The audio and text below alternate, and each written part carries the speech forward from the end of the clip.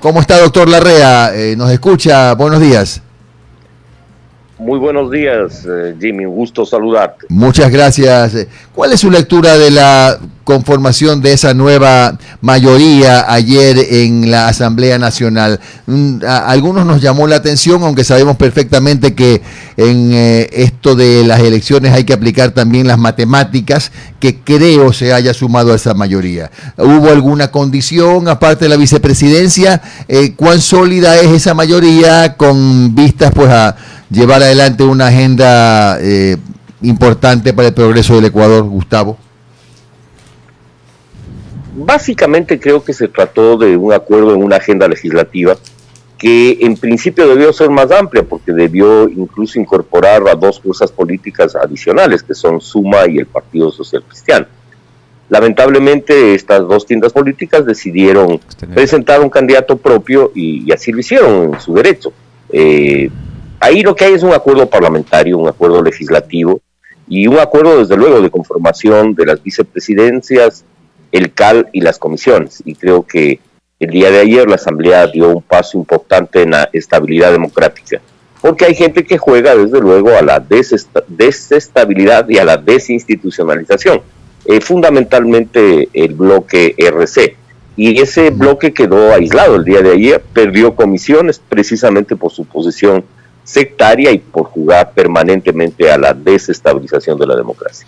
Ahora, eso vamos a interpretarlo así como eso fue un castigo a la actitud de la Revolución Ciudadana. En parte sí, porque fue su actuación de los últimos meses, su reiterada oposición, diría, jugando incluso llamamientos a derrocar al presidente, permanentes chismografía política diciendo que el presidente el sábado renuncia, que renuncia el domingo. No. El presidente Lenín Moreno tiene un compromiso con el país hasta el 24 de mayo del año 2021 y lo está cumpliendo. Y lo otro son simplemente fábulas de una oposición sectaria, dogmática y antidemocrática. Gustavo, yo me atrevo, sí, reconozco, a especular. ¿Se condicionó el apoyo de Creo a cambio de que la Asamblea, el Pleno de la Asamblea, la mayoría de asambleístas llame a juicio político a María Fernanda Espinosa? ¿De alguna manera estuvo en la mesa de discusiones? A ver, desconozco que se haya llegado a ese tipo de acuerdos porque no he participado en ellos, pero es evidente que la Asamblea tomó ya una decisión, la Comisión de Fiscalización, que fue llamar a juicio político o recomendar al Pleno llamar a juicio político a María Fernanda Espinosa. Entiendo que en los próximos días el Pleno discutirá ese tema y tomará una resolución. Y esperamos que esa resolución esté en derecho, y en ese sentido no podría decir que eso sea un acuerdo. Lo que sí puedo decir es que esa acción le corresponde al Pleno, y en el Pleno evidentemente que la gente que está de acuerdo con ese juicio es mayoría, ¿no? Claro. Doctor Larrea, ¿qué futuro le ve usted en el panorama político ecuatoriano a su partido? ¿Y se perfila Gustavo Larrea o algún otro elemento importante de democracia o de sus aliados como candidato a la presidencia de la República? Porque parece mentira, ¿no? Ya ahora sí, cerca nuevamente de que los partidos y movimientos se preparen para una nueva batalla política. Bueno, el resultado que obtuvo Democracia sí fue muy bueno en el sentido de que salió segundo como fuerza política a nivel nacional, que obtuvimos una muy buena votación y un muy buen bloque de alcaldes, consejeros, presidentes de juntas parroquiales y prefectos. Y eso nos da a nosotros, desde luego, para el 21 una posibilidad enorme de intervenir en la arena política, pero es muy temprano definir candidaturas. Estamos a 2 años de un nuevo proceso electoral. Y creemos que lo fundamental ahora es trazar un gran acuerdo nacional, es consolidar la democracia, el Estado de Derecho, recuperar la dinámica de la economía, fortalecer la producción y el empleo, y que nuestras tareas están dirigidas y deben estar dirigidas en esa dirección en lo que resta del año y los primeros meses del año 2020. Y será a mediados del 2020 donde nuestra organización propondrá candidaturas tanto a la Asamblea como a la Presidencia de la República. ¿Posibilidades hay de que Gustavo Larrea sea más protagonista en este gobierno, tal vez ocupando algún espacio, al ministerio, asesoría, etcétera? Es decir, un espacio más cercano al presidente Lenín Moreno.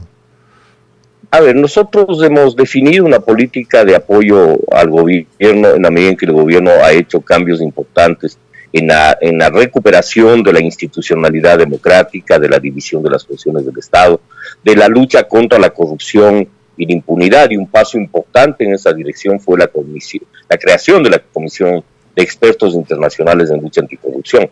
También en la medida en que se tenga una política económica que apuntale a la producción y al empleo.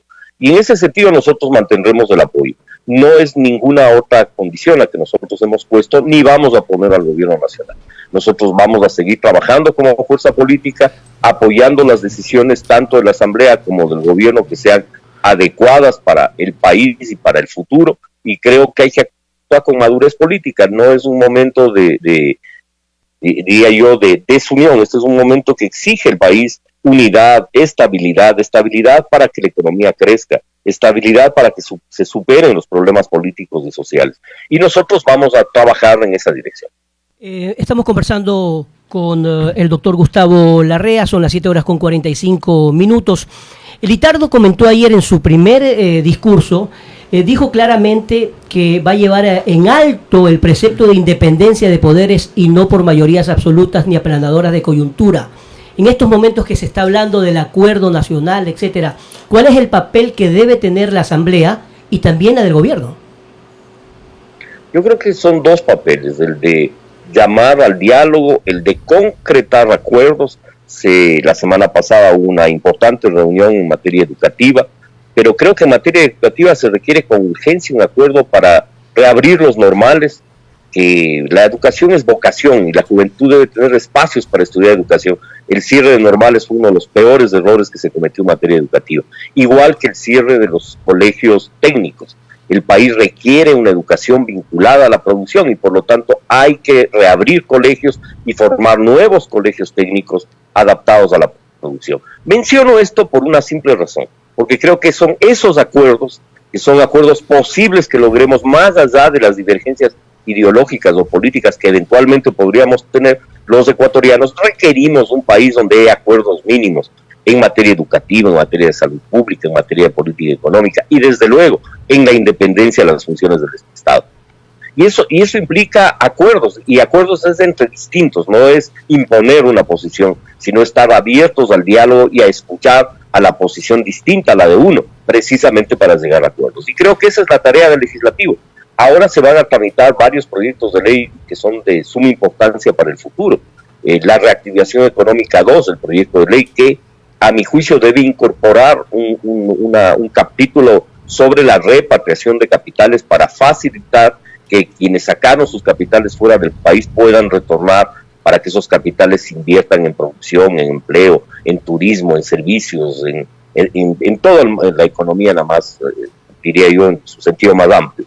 Y eso requiere acuerdos, se requiere una ley que nos permita entender que el Seguro Social en 15 años va a colapsar y que requerimos reformas que no afecten los derechos de los jubilados ni de los trabajadores, pero que tengan una visión moderna, contemporánea, para que el Seguro Social siga cumpliendo la función que históricamente ha cumplido en el Ecuador. Igual podemos hablar de un Código del Trabajo. Hay sectores que reclaman que el Código del Trabajo permita contratar por horas. Es decir, eso hay que hacerlo también con creatividad y sin afectar los derechos de los trabajadores. Buen día, doctor Larrea, le saluda Rafael Campos. Más allá de estos importantes temas mediáticos, me gustaría conocer cómo entiende usted el concepto de lealtad política. ¿Cree usted que la lealtad política debe ser con los hombres o debe ser consecuente?